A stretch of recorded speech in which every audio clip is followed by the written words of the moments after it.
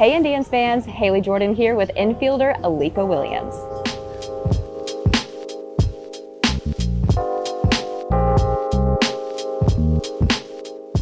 So Alika grew up in San Diego, being so close to the Padres. What was the baseball culture like in California?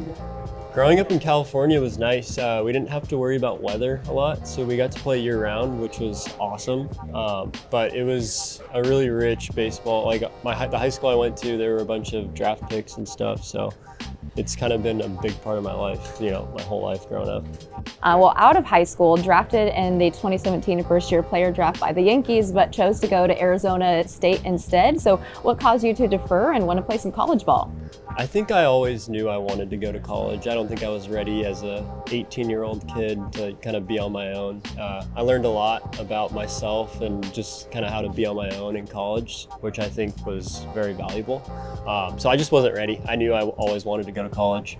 Started all but one game in your freshman campaign and then known for your RBIs and consistency the rest of your collegiate career. Where did you see the most growth on the field when you played at Arizona State?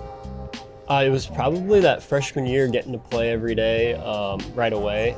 There were some struggles at the beginning, but I think it's good to struggle, especially kind of right away. You learn how to get through some stuff, and I think throughout my pro career, I've been able to use those lessons I've learned that freshman year of college.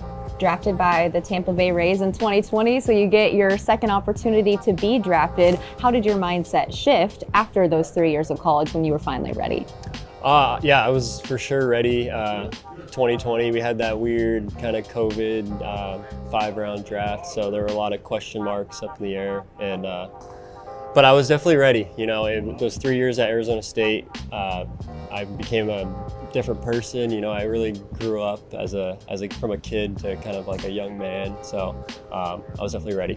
Your MLB debut came in 2023. What was that first game like for you, setting foot on that field? Oh man, that was a cool moment. It was actually in San Diego in front of my family and friends, so they didn't have to travel too far, but it was honestly like picture perfect. Could not ask for like a cooler first game and first stadium to play in, so it was awesome. And since then, played 82 more games in the major leagues. How has that developed you as a player to come back and dominate in AAA as well?